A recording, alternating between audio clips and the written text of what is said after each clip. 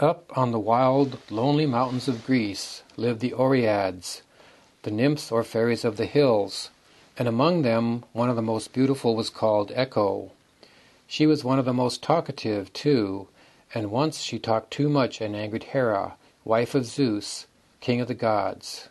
When Zeus grew tired of the golden halls of Mount Olympus, the home of the immortal gods, he would come down to earth and wander with the nymphs on the mountains. Hera, however, was jealous, and often came to see what he was doing. It seemed strange at first that she always met Echo, and that Echo kept her listening for hours on end to her stories and her gossip. But at last, Hera realized that Echo was doing this on purpose to detain her while Zeus went quietly back to Olympus as if he had never really been away. "So, nothing can stop you talking," exclaimed Hera. "Well, Echo, I do not intend to spoil your pleasure, but from this day on you shall be able to repeat only what other people say, and never speak unless someone else speaks first." Hera returned to Olympus, well pleased with the punishment she had made for Echo, leaving the poor nymph to weep sadly among the rocks on the mountainside and speak only the words which her sisters and their friends shouted happily to one another. She grew used to her strange fate after a while, but then a new misfortune befell her.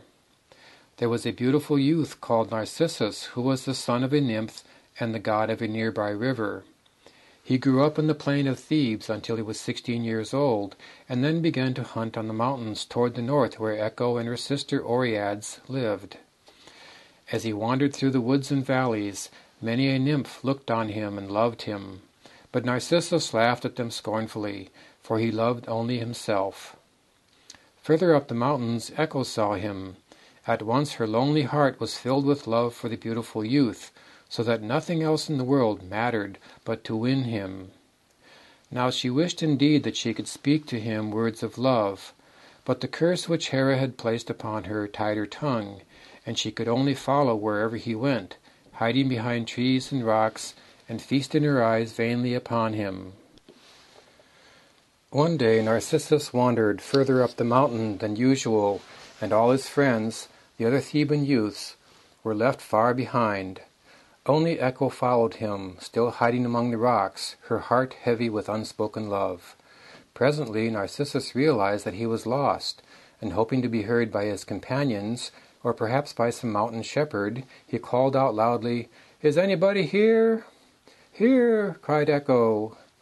Narcissus stood still in amazement, looking all around in vain. Then he shouted, even more loudly, "Whoever you are, come to me!" "Come to me!" cried Echo eagerly. Still no one was visible, so Narcissus called again, "Why are you avoiding me?" Echo repeated his words, but with a sob in her breath, and Narcissus called once more, "Come here, I say, and let us meet." "Let us meet!" cried Echo, her heart leaping with joy as she spoke the happiest words that had left her lips since the curse of Hera had fallen on her. And so, to make good her words, she came running out from behind the rocks and tried to clasp her arms around him. But Narcissus flung the beautiful nymph away from him in scorn. "Away with these embraces," he cried angrily, his voice full of cruel contempt. "I would die before I would have you touch me." "I would have you touch me," repeated poor Echo. "Never will I let you kiss me." "Kiss me, kiss me," murmured Echo, sinking down among the rocks, as Narcissus cast her violently from him and sped down the hillside. "One touch of those lips would kill me," he called back furiously over his shoulder. "Kill me," begged Echo. And Aphrodite, the goddess of love, heard her and was kind to her, for she had been a true lover. Quietly and painlessly, Echo pined away and died, but her voice lived on, lingering among the rocks and answering faintly whenever Narcissus or another called. "He shall not go unpunished for this cruelty," said Aphrodite. "By scorning poor Echo like this, he scorns love itself, and scorning love, he insults me. He is altogether eaten up with self-love.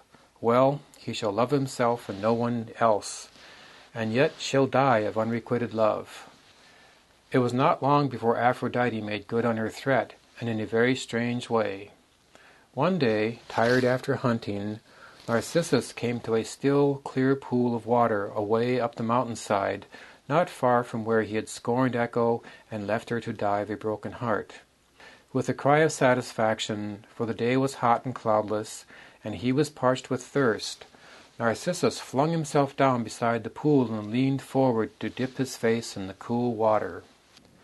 What was his surprise to see a beautiful face looking up at him through the still waters of the pool.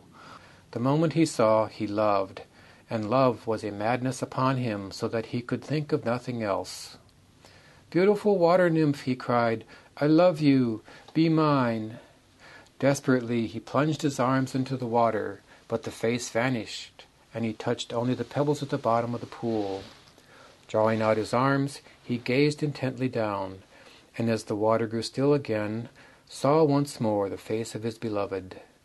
Poor Narcissus did not know that he was seeing his own reflection, for Aphrodite hid this knowledge from him, and perhaps this was the first time that a pool of water had reflected the face of anyone gazing into it. Narcissus seemed enchanted by what he saw. He could not leave the pool, but lay by its side day after day, looking at the only face in the world which he loved, and could not win, and pining just as Echo had pined. Slowly Narcissus failed away, and at last his heart broke. "Woe is me, for I have loved in vain," he cried. "I loved in vain," sobbed the voice of Echo among the rocks. "Farewell, my love, farewell," were his last words, and Echo's voice broke, and its whisper shivered into silence. "My love, farewell." So Narcissus died, and the earth covered his bones.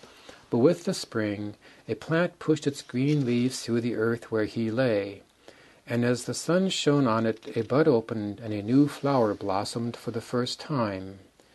A white circle of petals round a yellow center.